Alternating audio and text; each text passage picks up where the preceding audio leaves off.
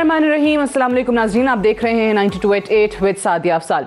नाज़रीन, सेनेट में हुकूमती जमात की अक़लियत होने के बावजूद आज हुकूमत 3 बिल्स जो है वो मंजूर कराने में कामयाब हो गई है। ऑपोजिशन इस पर एक शोर मचा रही है, तनकीद कर रही है कि एक तो ये ज़िमनी एजेंडा के तौर पे लाया गया था, ख़ुसूसी तौर पे नैब ऑर्डिनेंस का जो बिल था, और इस पर ऑपोजिशन ने ये भी कहा है कि गिनती में भी मसाइल थे। आज हमने देखा कि सेनेट के अंदर चेयरमैन सेनेट को काफ़ी ज़्यादा सुनाई गई ऑपोजिशन की तरफ से। ऑपोजिशन उनके डाइस के इर्द गिर्द इकट्ठी हो गई और उनको रबर स्टैम्प के नारे जो है वो उनके खिलाफ लगाए। और वहाँ पर सादिक संजरानी साहब ने ये भी कहा कि ऑपोजिशन एक तो नंबर अपने खुद पूरे नहीं कर पा रही और उसके बाद ये चेयर को गालियाँ देते हैं। और यही हाल पार्लियामान में भी हमने देखा, जो पार्लियामान का मुश्तरका सेशन था उसमें ऑपोजिशन ये कह रही है, और ख़ास तौर से पीपल्स पार्टी की तरफ से भी ये बयान आया है कि कानून साजी के वक्त गिनती पूरी नहीं थी, गिनती ठीक तरीके से नहीं की गई। और वहाँ पर स्पीकर साहब पर, असद कैसर साहब पर ये इल्ज़ाम लग रहा है। एक तो ऑब्वियसली बड़े दिनों से हम ये सुन रहे हैं कि ऑपोजिशन अपने नंबर्स पूरे करने की कोशिश कर रही है, या कहीं पर एक तरीके से इसको एक टेस्ट केस के तौर पर लेकर जाना चाहती है कि वो तहरीक अदम एतमाद लाएं और आगाज़ करें चेयरमैन सेनेट सादिक संजरानी साहब से, और फिर स्पीकर साहब का नाम भी उस लिस्ट में सुनने में आ रहा है। तो इस पे ऑपोजिशन का क्या ख्याल है? और दूसरी तरफ जो पार्लियामान के मुश्तरका सेशन में इलेक्टोरल रिफॉर्म्स बिल की हम बात करें, या EVM का बिल जो है वो मंजूर हुआ है, वो तो मंजूर हो गया, लेकिन उस पे क्या वाकई 2023 के तहत जो है वो EVM के तहत हो पाएंगे ये इंतखाबात? ये सवालिया निशान है, इस पर खदशात बहुत सारे हैं। कुछ EVM के हवाले से, इलेक्ट्रॉनिक वोटिंग मशीन के हवाले से आपको बताते हैं कि दुनिया के ऐसे 31 ममालिक हैं जहां EVM का इस्तेमाल होता है या माजी में हो चुका है। और इन ममालिक में India, Brazil, Belgium, America, Spain, Canada, Switzerland, Bangladesh, Australia, France, Iran, Iraq, south Korea, Mexico, New Zealand, Bhutan और नाइजीरिया समेत दीगर ममालिक शामिल हैं। फिनलैंड में 2008 में वोटिंग मशीनों का तजुर्बा किया गया था, और 2016-17 में ये चीज़ सामने आई कि कुछ इंटरनेट वोटिंग को लेकर ख़तरात का इजहार किया गया था, जिसके बाद इसको मुस्तरद कर दिया गया, वहाँ पे EVM का इस्तेमाल रुक गया। फिर 14 ममालिक ऐसे हैं जहाँ पर EVM का इस्तेमाल किया जा रहा है, और 11 ममालिक ऐसे हैं जहाँ जिनके कुछ हिस्सों में इस मशीन को इस्तेमाल किया जाता है। 5 ममालिक में इस मशीन के पायलट मंसूबों पर काम हुआ, यानी उन्होंने देखा पायलट प्रोजेक्ट्स के तौर पे, लेकिन इसको फिर रोक दिया गया 8 ममालिक में, यानी कि Germany, Holland, Italy, France, Ireland, Finland, Kazakhstan और नॉर्वे, इन्होंने EVM का इस्तेमाल रोक दिया था। भारत में भी बहुत अरसे से इस पर काम हो रहा था, तजर्बाती तौर पर 1998 में, और फिर पूरे कौमी सतह पर 2004 में EVM का इस्तेमाल शुरू हुआ। लेकिन जो भारत में 2019 के इंतखाबात हुए थे उसमें हमने देखा कि बहुत ज़्यादा मोदी सरकार पर तनकीद की गई, बड़े पैमाने पर अपोजिशन की तरफ से तनकीद की गई कि इलेक्ट्रॉनिक मशीनों में बहुत फ्रॉड किया गया है। अब हमारे यहाँ सिचुएशन कुछ ऐसी है कि जो पोलिंग स्टेशंस हैं और जो पोलिंग बूथ्स हैं, अगर हम माजी के यानी 2018 के इंतखाबात की बात करें तो पोलिंग स्टेशंस की कुल तादाद थी 85,300, और मुल्क भर में जो पोलिंग बूथ थे उनकी तादाद थी 2,44,929। और आइंदा इंतखाबात में पोलिंग स्टेशंस की तादाद तकरीबन 1 लाख होगी, और पोलिंग बूथ की तादाद 3 लाख से ज़ायद होने का इम्कान है जब 2023 में इंतखाबात होंगे। और माहिरीन जो हैं, एक्सपर्ट्स जो हैं इलेक्शन को लेकर, जो अपनी बहुत ज़्यादा स्टडी भी इस वक्त कर रहे हैं EVM के हवाले से, वो ये कहते हैं कि हमें तकरीबन 30 लाख इलेक्ट्रॉनिक वोटिंग मशीनों की ज़रूरत पड़ेगी, जिसके लिए जो पैसे हैं, जो फंड्स हैं, वो बताए जाते हैं तकरीबन 100 से 150 अरब तक। तो ये 100 से 150 अरब जो है वो पाकिस्तान की हुकूमत के पास कहाँ से आएंगे, कहाँ से ये पैसे मुख्तस किए जाएंगे, और स्पेशली इलेक्शन कमीशन के जो खदशात हैं उनको लेकर क्या किया जाएगा। आज तफसीलन इन्हीं मौज़ूआत पर प्रोग्राम में हम बात करेंगे। मियाँ जावेद लतीफ़ साहब हमारे साथ मौजूद हैं, सीनियर रहनुमा पाकिस्तान मुस्लिम लीग नवाज के MNA हैं। बहुत शुक्रिया मियाँ साहब आपकी तशरीफ़ आवरी का। अली मोहम्मद खान साहब भी हमारे साथ मौजूद हैं, सीनियर रहनुमा पाकिस्तान तहरीक इंसाफ के, वज़ीर मुमलिकत हैं पार्लिमानी उमूर के, और थोड़ी देर में सेनेटर मुस्तफ़ा नवाज़ खोखर साहब भी हमारे साथ स्टूडियो में मौजूद होंगे, पाकिस्तान पीपल्स पार्टी के सीनियर रहनुमा। बहुत बहुत शुक्रिया प्रोग्राम में ज्वाइन करने के लिए। मियाँ जावेद लतीफ़ साहब, सबसे पहले तो ये बताइए कि ये पार्लियामान के मुश्तरका इजलास में जो आप लोगों का दावा भी है कि गिनती पूरी नहीं थी, स्पीकर साहब ने गलत गिनती की, इस पे एक तो मौक़िफ़ बता दीजिए। और आज सेनेट में क्या हुआ कि अपोजिशन के लोग गायब हो गए, उनके तादाद 38 थी तो अपोजिशन की तादाद 28 थी। देखें सादिया, दो तीन चीज़ें हैं। पहली बात तो ये है कि आप क्यों बज़िद हैं ये कानून पास करवाने के लिए, आप क्यों बज़िद हैं कि हर हाल में इलेक्ट्रॉनिक वोटिंग मशीन आप इस्तेमाल करना चाहते हैं। दूसरा मेरा सवाल ये है कि क्या पाकिस्तान के अंदर आज तक जितने इंतखाबात हुए हैं, क्या जो हुकूमत बनती है क्या वो धांधली करके आती है? नंबर 2, आज PTI की हुकूमत है, ये हम पर इल्ज़ाम लगाती थी 2013 के इंतखाबात के कि इन्होंने इलेक्शन चुराए। मैं आज सवाल ये उठाता हूँ, उस वक्त भी कहता रहा कि ये बताया जाए कि क्या निगरान सेटअप मुस्लिम लीग नून का था, और क्या निगरान सेटअप ने ये इलेक्शन चुराया, या मुस्लिम लीग नून ने अगर चुराया तो किस तरह चुराया। आज आ जाते हैं 2018 पे। 2018 के इंतखाबात को हम कह रहे हैं कि ये मैंडेट हमारा चुराया गया, मगर हम ये कहने के लिए तैयार नहीं हैं कि PTI ने ये इलेक्शन चुराया। अब सवाल यह है कि किसने चुराया। भाई बात यह है कि जो असरअंदाज हो सकती हैं कुव्वतें, जो बाइख्तियार होती हैं, दरअसल धांधली या इलेक्शन चुराना तो उनके हाथ में है। तो फिर आप मुझे ये बता दें कि क्या आप एक बटन ऑन ऑफ करने से उनका सारा काम जो है वो आसान करना चाहते हैं? आप कहते हैं PTI ने नहीं चुराया, लेकिन PTI के लिए चुराया गया, और ये एक बटन ऑन ऑफ करना EVM का उससे ज्यादा आसान हो जाएगा। जी बिल्कुल, मैं ये कह रहा हूँ। और इसी तरह मैं वो टेक्निकल चीज़ें डिस्कस बेशुमार दफ़ा हो चुकी, इलेक्ट्रॉनिक मशीन के हवाले से इलेक्शन कमीशन कह चुके। मैं उस डिटेल में जाए बगैर आपका वक्त बचाते हुए मैं सिर्फ इतना पूछना चाहता हूँ कि भाई सबसे बड़ी, आप कोट करते हैं इंडिया को, आप कोट करते हैं जर्मनी को, अमेरिका को, दीगर ममालिक को, क्या वहाँ का माइंडसेट ये है जिसकी बात हम कर रहे हैं? क्या वहाँ जमहूरी और गैर जमहूरी कुव्वतों में इस तरह की कभी खचाव या तनाव रहा है जो हमारे है यहाँ? और अगर मेरा जवाब हाँ में आए तो फिर सबसे पहले तो हमें ज़रूरत है इस चीज़ को ड्रेस करने की कि जमहूरी अप्रोच, जमहूरी माइंडसेट यहाँ बनना चाहिए। आज यहाँ एक बात बार बार की जाती है कि हमने ओवरसीज़ पाकिस्तानियों को वोट के इस्तेमाल का हक दिया है। तो मैं सवाल करूँगा सादिया अफजाल आपसे, क्या पाकिस्तानियों को वोट का इस्तेमाल का हक मिल गया?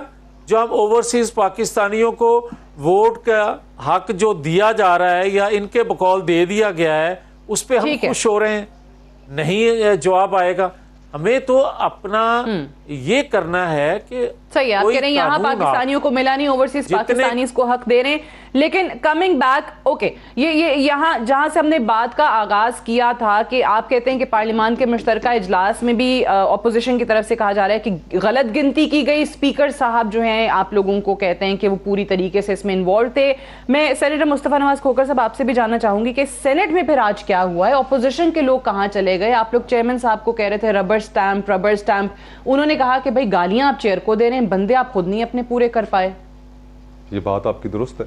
अच्छा, तो कहाँ गए सेनेटर सारे ऑपोजिशन के? देखिए, बजाय इसके कि हम आज जो सेनेट में हुआ उसके लिए हम मौरूद इल्ज़ाम ठहराएं हुकूमत को, मेरे ख्याल में तो क्योंकि हमारे पास तो मेजॉरिटी है सेनेट में, और उसके बावजूद हमारे आज वो अक़लियत में होने के बावजूद कामयाब हो गए बिल्स मंजूर कराने में। हमारे मेंबर्स वहाँ पर नहीं थे पूरे, तो उसमें हमारी भी कोताही बनती है और बहुत बड़ी कोताही बनती है। हत्ता कि हमारे ऑपोजिशन लीडर भी आज अपनी किसी मसरूफियत की वजह से मौजूद नहीं थे। लेकिन हुकूमत को चाहिए था कि जो सप्लीमेंट्री एजेंडा लेकर आए, अमूमन जो प्रैक्टिसेस आप लोगों को नहीं पता था कि ज़िमनी एजेंडा के तौर पे नैब ऑर्डिनेंस का बिल आ रहा है? हमें कोई इल्म नहीं था, एजेंडा के ऊपर था ही नहीं। अच्छा। अचानक ज़िमनी एजेंडा सामने आया और ट्रेडिशन ये रही है कि जब भी सप्लीमेंट्री एजेंडा आ जाए तो वो कमेटीज को रेफर किया जाता है ताकि वहां पर गुफ्तगू हो जाए। लेकिन हुकूमत ने भी देखा कि आज इनके मेंबरान कम है, तो उन्होंने कहा कि बस अभी कर लें, यही मौका है, शायद बाद में ना हो सके। तो हुकूमत को भी थोड़ा बड़ा दिल दिखाना चाहिए था, लेकिन साथ ही साथ जो हमारी अपनी गलती है उसको तो तस्लीम करना चाहिए। उसमें अब क्या कह सकते हैं हम, आपके लोग जो हैं वो नहीं थे, ठीक है, वैसे ही नहीं थे, उन्होंने तवज्जो नहीं दी, आज के इजलास को अहम नहीं समझा, या जो आप लोग बार बार कह रहे थे दिनों से फोन फोन फोन, नहीं, आज के इजलास को अहम नहीं समझा। हाँ, सप्लीमेंट्री एजेंडा रात को इन्होंने कहीं तैयार किया, फौरन ले आए। अली मोहम्मद खान साहब मेरे भाई वहां पर मौजूद थे, मैंने बड़ा इनको कायल करने की कोशिश की, लेकिन नहीं माने, बस जिद पे अड़ गए और इन्होंने कहा कि नहीं, हम करा के रहेंगे। अली मोहम्मद खान साहब, क्यों नहीं मानी आपने आज ऑपोजिशन के सेनेटर्स की बात? ये क्यों जल्दी में सप्लीमेंट्री एजेंडा के तौर पे इसको लाना पड़ा? नैब ऑर्डिनेंस को बड़ा अहम मामला था, क्यों कमेटी में नहीं गया, बातचीत नहीं हुई? बिस्मिल्लाहिर्रहमानिर्रहीम, बहुत शुक्रिया। अल्लाहुम्मा सल्लि व सल्लिम व बारिक अला सय्यिदिना मोहम्मद। सबसे पहले तो मैं जो है अप्रिशिएट करता हूँ कि जो मुस्तफ़ा साहब ने एक्नॉलेज किया है कि उनके एंड पे, अपोजिशन के एंड पे कमज़ोरी थी, और बहरहाल सियासत में जब आप कमज़ोरी दिखाते हैं आपका हरीफ उससे फ़ायदा लेता है।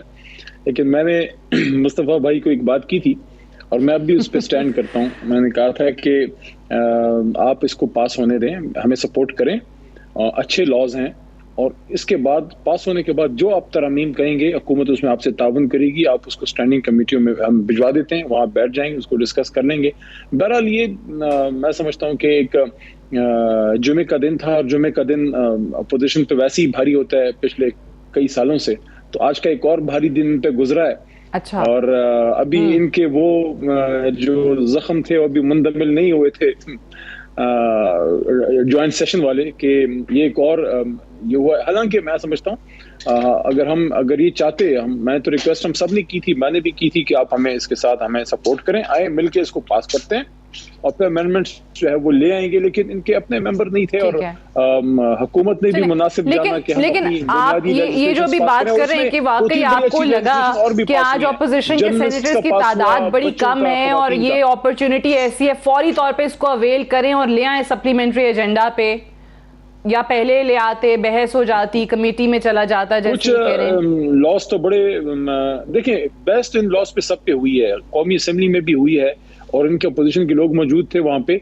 लेकिन कुछ लॉस तो ऐसे हैं जो कि बड़े अहम थे, कुछ उसमें उसके ऑर्डिनेंस का टाइम भी एक्सपायर हो रहा था, एजुकेशन के हवाले से थे, कुछ जर्नलिस्ट प्रोटेक्शन का था, खवातीन का वर्किंग प्लेस पे हैरेसमेंट का था, और बच्चों की जो है वो जो है चाइल्ड प्रोटेक्शन के हवाले से था। तो बड़े पब्लिक पर्पस के लॉस थे, कोई ऐसा कोई गवर्नमेंट स्पेसिफिक पॉलिटिकल तो नहीं था। एक नैब पे लोग क्वेश्चन कर सकते हैं क्योंकि उसमें सबका अपना अपना मौकफ है, लेकिन बहरहाल मैं समझता हूँ एक और लैंडमार्क दिन हुकूमत के लिए, क्योंकि माजी में हम पे हमेशा ये सवाल जरूर होता था कि लेजिस्लेशन जो है वो कम हुई है, तो जितनी तादाद में अभी ये एक हफ्ते में आपने देखा है लेजिस्लेशन पास हो गई है, तो माजी में कम ही ऐसी मिसाल मिलती है। तो इन्होंने सोचा है कि दिन में 60 बिल करा, आइंदा भी अब कोशिश करेंगे। वैसे माजी में ठीक है मियां जावेद लतीफ साहब, वैसे माजी में कभी ऐसा हुआ है कि 60 बिल्स जो हैं वो एक ही दिन पार्लियामान के मुश्तरका इजलास से मंजूर हो जाएं इतनी बड़ी तादाद में? सादिया, इससे ही बदनीति साबित होती है कि माजी में क्या हाल में भी ऐसा नहीं हो सकता कि एक दिन में इतनी बड़ी तादाद में आपको बिल पास करवा सके। मगर मैं तो फिर वही कहूँगा कि बदनसीबी है पाकिस्तान में कि कहा जाता है, कहने को होता है कि ये जमहूरी दौर है, कहने को होता है कि आइन कानून की बालादस्ती के लिए पार्लियामेंट में काम हो रहा है और अमलन कुछ और हो रहा होता है। आप मुझे ये बताएं कि पाकिस्तान के अंदर 73 का आइन जो है आज तक चाहते ना चाहते हुए हर एक उसको मुकद्दस क्यों जानता है, क्यों कहता है कि ये मुकद्दस है पाकिस्तान एक कौम के लिए, या पाकिस्तानी कौम उसको जानती मानती है? इसलिए कि कंसेंसस हुआ, कोई मेजॉरिटी से वो बिल पास नहीं हुआ, वो आइन पास नहीं हुआ। तो आज 18वीं तरमीम को भी जब कोई छेड़छाड़ करने की कोशिश करता है तो महज इसलिए तमाम पॉलिटिकल फोर्सेस चाहते ना चाहते खड़ी हो जाती हैं कि उस पर भी कंसेंसस से वो तरमीम लाई गई थी। अब जब ये आलम हो कि एक तरफ आप ठीक है जॉइंट सेशन में जिस तरह एक फिगर दी गई, मैं ये कहता हूँ या मुस्तफ़ा नवाज़ खोखर कहेंगे कि वो तादाद इस तरह नहीं थी, मैं कहूँगा कि इतनी तादाद थी। ये अली मोहम्मद खान मेरे भाई हैं, ये और फिगर बताएंगे, इसको छोड़ दें। मैं ये कहता हूँ कि एक आप कानून आइन को बुलडोज करके एक कानून लेकर आ रहे हैं, चलें आप कानून लेकर आ रहे हैं, आइन के कानून के ज़रिए उसको आइन को बुलडोज करना चाहते हैं, भाई कर लें, मगर उसका भी कोई तरीक़ाकार होता है। आप ये देखें कि इलेक्शन रिफॉर्म्स के लिए मुस्लिम लीग नून के दौर में कमेटी बनी, 117 उसकी मीटिंग हुई और उसमें पीपल्स पार्टी, पीटीआई तमाम लोग शामिल थे, कंटेनर पर चढ़े भी होते थे, मगर इनको उतार कर उस कमेटी का हिस्सा बनाया जाता था और उसमें कंसेंसस से जो तजावीज़ आई वो ही अप्रूव हुई। अब आ जाए इनकी कमेटी जो थी 3 अजलास अब तक उसके आप कह रहे हैं कि जी पाकिस्तान की माजी के हाल में भी कभी ऐसा नहीं हुआ कि एक दिन में 60 बिल्स जो हैं वो मंजूर करा लिए जाएं। मुझे एक ब्रेक के लिए जाना है मियां साहब, ब्रेक से वापस आएंगे, डिस्कशन को हम यहीं से आगे बढ़ाएंगे। Stay tuned.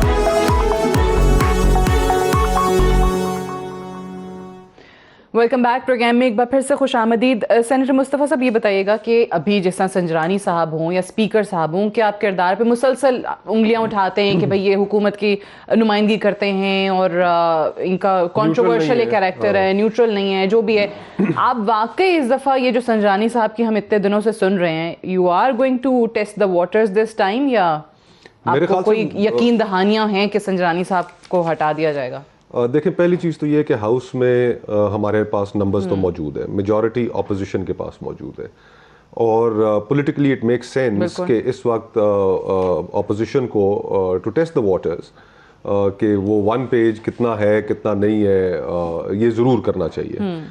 उसमें जो सबसे क्यों यकीन नहीं है आपको 1 पेज का? देखिए, खुल की चीज़ें सामने आ ही जाएंगी, लेकिन उसमें जो सबसे बड़ा ऑब्स्टिकल है वो ऑपोजिशन का आपस में इकट्ठा होना है। अगर ऑपोजिशन आपस में इकट्ठी होती है तो फिर हमने जिस तरह यूसुफ रजा गिलानी साहब का इलेक्शन था, नेशनल असेंबली में हुकूमत के पास मेजॉरिटी थी, लेकिन उसके बावजूद गिलानी साहब वहां से इलेक्शन जीत गए। तो इसका मतलब है वो जो सेनेट में हुआ था वो आप लोगों ने नेशनल असेंबली में किया था? वो हमने नेशनल असेंबली में किया और मान रहे आपके किया था, गिलानी साहब को वहां से जितवाने के लिए, सेनेटर बनवाने के लिए, वो किया आपने जो हुकूमत ने किया सेनेट में? नहीं, हमने तो सिर्फ एक अच्छी वहां पर मूव खेली और फिर जो मद्दे मुकाबल उनके उम्मीदवार थे हफीज शेख साहब, उनसे लोग भी इतने नाराज थे कि उनके अपने मेंबरान ने खुद वोट नहीं दिया। लेकिन सेनेट में अक्सरियत के बावजूद नहीं कर सके। अक्सरियत के बावजूद हम नहीं कर सके, ये हमारी नाअहली है, ये हमारी नाअहली है। मैं जानना चाह रही हूँ फिर इस बार क्या यकीन है कि संजरानी साहब को इस बार वाकई आप अक्सरियत के बावजूद हटा देंगे? पास्ट में नहीं कर सके। सादिया, मेरे ख्याल से सियासत के अंदर और कोई भी एक पॉलिटिकल मूव खेलने से पहले फियर का शिकार नहीं होना चाहिए। जो मर्जी ये चीज़ें मद्दे मुकाबिल हो, जो भी मर्जी ये शख्सियत हो, तो डर की वजह से बैठ नहीं जाना चाहिए, पॉलिटिकल मूव अपनी खेलनी चाहिए। और इस वक्त जो सबसे सरे फहरिस्त जो चीज़ है वो ये है कि ये जो 3-3.5 साल गुजरे हैं हुकूमत के, इसमें जो इस वक्त अवाम का हाल है, अवाम इस हुकूमत से सख्त परेशान है, महंगाई का जो आलम है, बेरोज़गारी का जो आलम है, तो लोगों के अंदर भी एक सेंटिमेंट ऐसा है कि जो चाहता है कि ऑपोजिशन कुछ करे, और फिर जब ऑपोजिशन कुछ नहीं कर पाती तो लोगों के अंदर भी हम समझते हैं कि मायूसी फैलती है। तो हमें कंटिन्यूसली हार के खौफ से हमें छुप कर नहीं बैठना चाहिए। इट्स टू लेट, क्योंकि आप लोग तो बड़े अरसे से कह रहे हैं, आपने तो पंजाब में भी तहरीक अदम एतमाद लाने की बात की थी, उस वक्त नून लीग नहीं मानी, तो अब कैसे ये आपको गारंटीज हैं आपके पास कि सारी ऑपोजिशन इकट्ठी हो जाएगी, चाहे वो संजरानी साहब को हटाने का मामला हो चाहे असद कैसर साहब को? सादिया, ऑपोजिशन में दो पॉइंट ऑफ व्यूज है। एक पॉइंट ऑफ व्यू ये कि पार्लियामेंट के अंदर कुछ भी करने से आपको कुछ नहीं मिलेगा, इसलिए नहीं मिलेगा कि आपकी मेजॉरिटी को माइनॉरिटी में तब्दील कर दिया जाता है, तो इसलिए जो कुछ भी करना है हम सड़कों के ऊपर करें। और फिर एक और बड़ा स्ट्रॉन्ग पॉइंट ऑफ व्यू है और बड़ा लॉजिकल है कि जी इस हुकूमत को 3.5 साल हो गए, साल सवा साल में तो साल बाद तो इलेक्शन कैंपेन शुरू हो जानी है, 1.5 साल बाद वैसे ही इलेक्शन है। तो अगर हम उस मूव में कामयाब भी होते हैं, अगर हम वज़ीर आज़म के खिलाफ अदम एतमाद लेके आते हैं, वज़ीर आला के खिलाफ लेके आते हैं, और लेट्स सपोज कि हम कामयाब हो जाते हैं, तो इनका जो सारा 3.5 साल का जो किया कराया है वो हम अपने गले में क्यों डाल लें और इलेक्शनों में हम हुकूमत के तौर पे जाएं।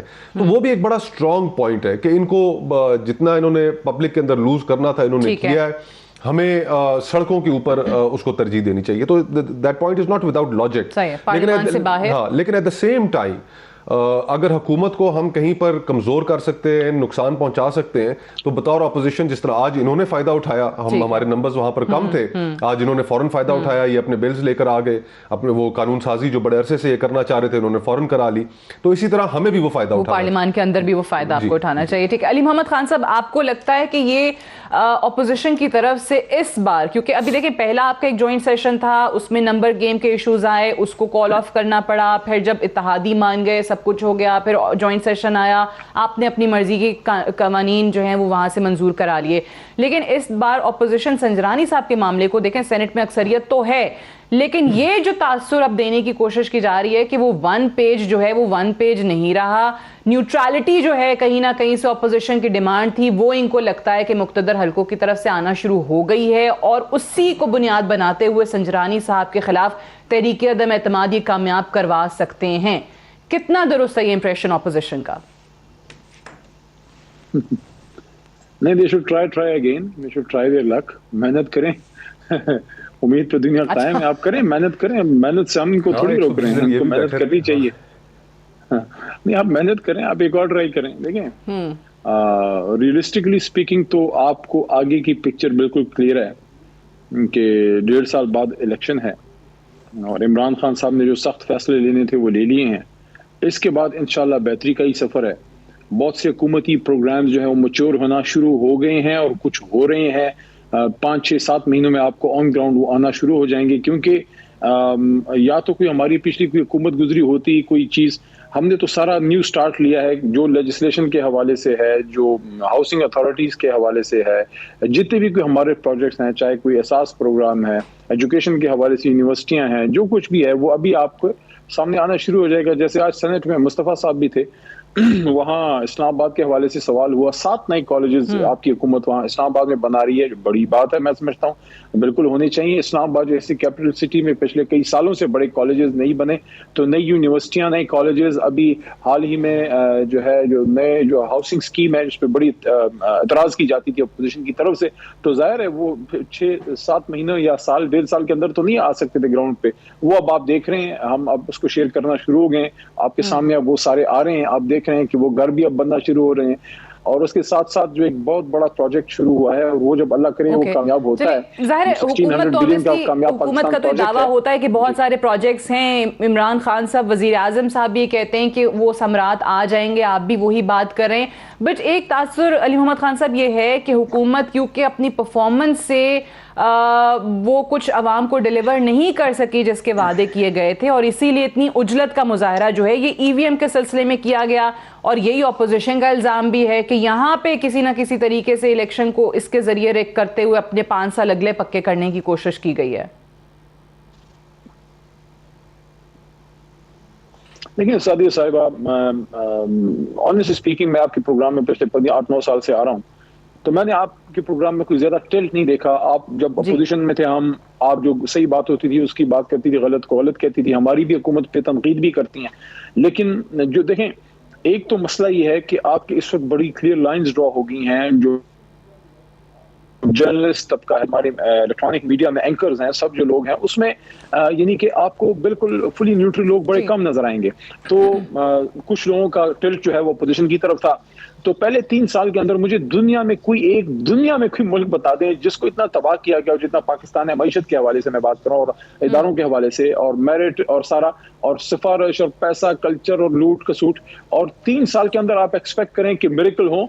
ये स्लो प्रोसेस होता है, हमेशा तरक्की का सफर इंक्लाइन प्लेन है, ऊपर आप आहिस्ते से जाते हैं, नीचे तेजी से गिरते हैं। तो इन हालात में 3 साल तो हमारा टाइम नहीं था, वो तो 5 साल है। तो आखिरी साल के जो आखिरी 6 महीने हैं, that will be a very deciding factor कि हमारे जितने भी प्रोजेक्ट्स हैं वो भी मैच्योर होना शुरू होंगे, जो हमारे दावे हैं वो भी सामने आ जाएंगे। और okay, so you are going to win the next election on the basis of your performance, not on the basis of EVM, जैसे ऑपोजिशन का क्लेम है। तरफ से कोई उम्मीद किसी को नहीं है। ठीक है, लेकिन एक मैं मियां साहब की जानिब जाने से पहले जरा जरदारी साहब ने जो पार्लियामान के मुश्तरका इजलास के बाद एक बात की, जब ये इलेक्टोरल रिफॉर्म्स का बिल, ये ईवीएम का बिल मंजूर हो गया मुश्तरका इजलास से, और क्या किस अल्फाज में उन्होंने हुकूमत को ये बताया कि इससे फ़ायदा आप भी नहीं उठा सकेंगे, क्या कहा ज़रा सुनाइएगा। जोर लगा रहे हैं, इस बीज को लगा रहे हैं, उसका फल कोई और खाएगा, ये नहीं खाएगा। जिस बीज को आज इन्होंने लगाया है, इसका फल कोई और खाएगा, ये नहीं खाएंगे। मियां साहब, आपको लगता है कि ईवीएम तो हो गई, वो पहले बन भी जाती है, उस पर भी आते हैं ज़रा कि कितने मुश्किलात हैं, कितने खदशात हैं इलेक्शन कमीशन के भी उस पर, लेकिन वाकई कहीं और किसी और को तो नहीं फ़ायदा इसका मिल जाएगा और फल वाकई कोई और तो नहीं खा जाएगा? सादिया, अगर इजाज़त दें तो 2-3 बातें पहले जो हुई हैं, मैं अली मोहम्मद ख़ान मेरे छोटे भाई हैं, मैं उनकी खिदमत में ये ज़रूर अर्ज़ करना चाहता हूँ। जो उन्होंने कहा कि 3.5 सालों में जो तबाही हुई है, जो पिछले अदवार में तबाही हुई है, वो ये 3.5 सालों में कैसे ठीक हो सकती थी। मैं यही पूछना चाहता हूँ तो आप मान कि 70 सालों मोहम्मद खान साहब ये गलती से भी नहीं कह सकते कि पिछले 3.5 सालों में तबाही हुई है। नहीं, ये अपनी मान गए हैं, ये आज मान गए, वही मैं कह रहा हूँ, प्रोग्राम में मान गए पिछले 30 साल में तबाही हुई है। मैं मान ही रहा हूँ, मैं मान के सलाम है, आपके खून से इनकलाब आएगा। अच्छा अली जी, मुझे लग रहा है कि मेरे तो शायद पसीने से आ जाए, आपके खून से भी नहीं आएगा। सर, हमारा खून हाजिर है अभी। लेकिन अली मोहम्मद खान, मैं जो आप कह रहे हो ना, 2 चीज़ें हैं। पूरी दयानतदारी से ये बात कहना कि 70 सालों में क्या करप्शन पाकिस्तान के अंदर इस कदर थी? 70 सालों में पाकिस्तान के कर्जे इतने बढ़े? 70 सालों में पाकिस्तानी कौम इतनी बेरोज़गार हुई? 70 सालों में क्या पाकिस्तान इस तरह तन्हाई का शिकार हुआ जिस तरह आज है? 70 सालों में पाकिस्तान का रुपया इस कदर नीचे गिरा जितना आज गिरा है? 70 सालों में डॉलर की इतनी ऊंची उड़ान थी जो आज है? और क्या अदारे इस कदर आज खोखले जितने हैं, क्या इससे पहले इतने कभी कमज़ोर थे जो आज हैं? रियासत माँ जैसी, ये हमने सुना था, मगर पिछले कोई 1-2 माह में ख़ास तौर पर रियासत जिस तरह घुटने टेकती है और जिस तरह रियासती अदारे और पाकिस्तान का चीफ एग्जीक्यूटिव लोगों को गद्दारी के सर्टिफिकेट बांटता है, 70 सालों में इतने नहीं बांटे गए। आप इल्ज़ाम देते हो बार बार इंडिया पर, क्या 70 सालों में इस तरह इंडिया के लिए ये सबूत दिए गए? और क्या कलभूषण यादव का जिक्र करते थकते नहीं थे आप कि नवाज शरीफ ने जिक्र ना किया, नाम ना लिया? आपने जो बिल पास किया है कलभूषण के हवाले से, पाकिस्तानी कौम के सर शर्म से झुक गए हैं आपके होते हुए। आप ये कहते हैं कि 3.5 सालों में क्या हम भलाई कर सकते?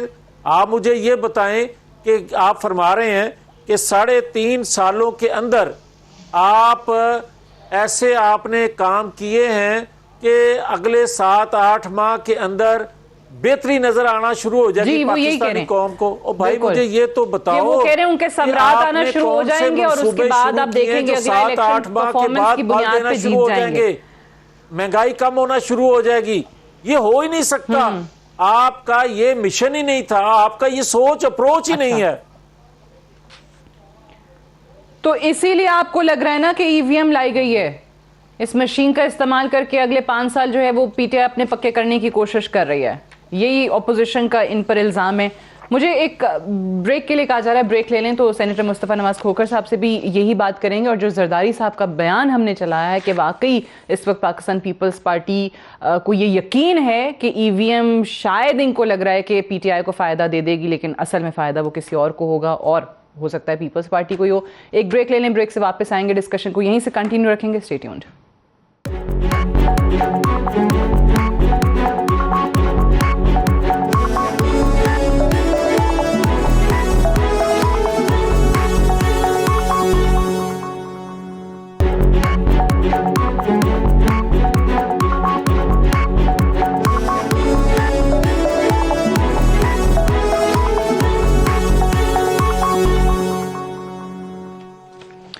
Welcome back. प्रोग्राम में एक बार फिर से खुश आमदीद। 37 के करीब एतराज़ात हैं इलेक्शन कमीशन ऑफ पाकिस्तान के ईवीएम को लेकर, और इसके अलावा 100 अरब से 150 अरब रुपए का खर्चा भी बताया जा रहा है। आपको लगता है सेनेटर साहब कि ये पॉसिबल होगा हुकूमत के लिए? ये फंड्स कहाँ से आएंगे और इस इलेक्शन में इसका इस्तेमाल हो जाएगा, या जरदारी साहब वाली बात के ये तो नहीं फ़ायदा उठा सकेंगे, हो सकता है कोई और फ़ायदा उठा ले? देखिए, फंड्स तो चले शायद हुकूमत कहीं से अरेंज करके ईसीपी को प्रोवाइड कर भी दे, लेकिन जो असल जो चीज़ है वो है मशीन्स की प्रोक्योरमेंट। और फिर प्रोक्योरमेंट आपने कौन सी मशीन की करनी है। अगर आपने लोकली मैन्युफैक्चर्ड मशीन की करनी है, अभी फिर उनके ट्रायल्स भी होने, कुछ इलेक्शंस के अंदर ट्रायल्स उन्होंने किए थे, रिजल्ट सेटिस्फैक्ट्री नहीं थे, तो इन ऑपरेशनल लिमिटेशंस की वजह से ईसीपी ने इसकी मुखालफत की, और सियासी जमातों ने भी इसी वजह से ईसीपी के मौक़िफ़ का साथ दिया कि ऑपरेशनली उनके लिए पॉसिबल नहीं है कि इतने कम टाइम फ्रेम में वो इतना बड़ा ऑपरेशन कर आज मैं देख रही थी वजीर साइंस शिबली फराज साहब कह रहे थे कि एक दिन में 2000 मशीनें हम बना सकते हैं। वो तो अगर उन्होंने बिड जीती, it's going to be an open process, I hope कि उस तरह का हो। लेकिन अगर वो एक दिन के अंदर 2000 बना सकते हैं तो हुकूमत की बनाई हुई मशीनों के ऊपर तो वैसे ही हमें एतबार नहीं है। सही है। तो गुजारिश ये है कि, लेकिन द पॉइंट इज कि अगर आप इलेक्शन रिलेटेड कोई भी लेजिस्लेशन कर रहे हैं तो वो लेजिस्लेशन कंसेंसस के साथ होनी चाहिए, क्योंकि हमारी तारीख है कि इलेक्शंस जो है हमेशा कंट्रोवर्शियल रहे। किसी न किसी सियासी जमात ने जो इलेक्शन नहीं जीती, उन्होंने इलेक्शंस के ऊपर सवाल जरूर उठाया। तो हुकूमत में तो कोशिश यही होनी चाहिए, हुकूमत का बड़ा दिल होना चाहिए, पॉलिटिकल मैच्योरिटी दिखानी चाहिए कि इलेक्शन रिलेटेड लेजिस्लेशन के ऊपर तमाम पॉलिटिकल पार्टीज मुत्तफिक हो। कहीं ऐसा तो नहीं कि ऑपोजिशन ने भी चलें इसमें इतनी ज़्यादा पुरजोर इसकी मजम्मत नहीं की या उस तरीके से ऑपोजिशन नहीं दिखाई, क्योंकि शायद आपको भी लगता है कि ठीक है पास करते हैं, करते रहें, कौन सा 23 में इस्तेमाल हो जानी है ये मशीनें। हम जितनी कर सकते थे, हमारा तो अंदेशा अभी तक यही है कि हुकूमत भरपूर कोशिश करेगी, इलेक्शन कमीशन के ऊपर प्रेशर डालेगी, जिस तरह वज़रा ने डाला। उन्होंने कहा कि हम इसको आग लगा देंगे, इन्होंने अपोजिशन से पैसे पकड़े, अपोजिशन का हेडक्वार्टर बना हुआ है ईसीपी। तो हुकूमत के जो तेवर हैं वो तो यही नज़र आ रहे हैं कि ये चाहते हैं कि आने वाले इलेक्शंस इलेक्ट्रॉनिक वोटिंग मशीन्स पे हो। लेकिन अब उसमें हमारी बहुत सीरियस रिजर्वेशंस हैं, जितना हम अपोज कर सकते थे हमने किया है। और बिलावल साहब ने तो अपनी तकरीर में इस हद तक कह दिया कि हम आने वाला इलेक्शन, आज उन्होंने ये कह दिया कि हम आने वाला इलेक्शन तस्लीम नहीं करेंगे।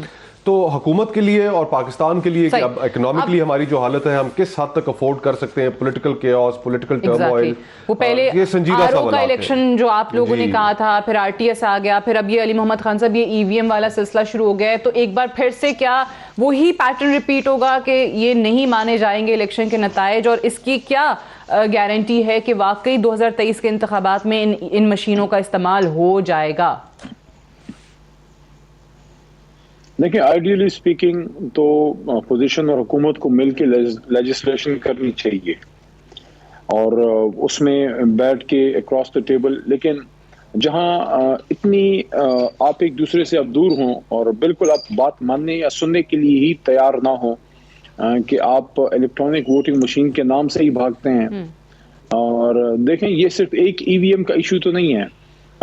अगर किसी ने खुदा न खास्ता किसी पोलिंग स्टेशन को रिग करवाना है, तो वो चाहे ईवीएम हो चाहे वो पुराना तरीक़ाकार हो, तो अगर ईवीएम, आपका कोई क्वेश्चन है किसी का कि ईवीएम नहीं रोक सकती इस तरह की रिगिंग को, कि अगर कोई उस जगह को ये रिग कर दे, तो वो तो पिछला भी तरीका जो आरटीएस का है वो भी फिर नहीं कर सकता।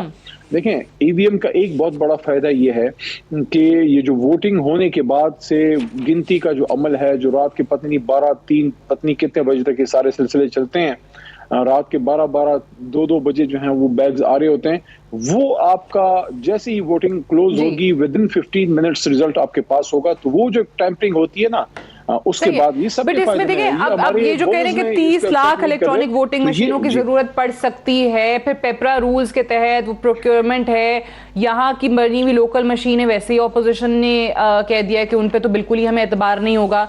तो ये सारी चीजें कब इनिशिएट होंगी और ये हो जाएंगी जितना वक्त बचा है?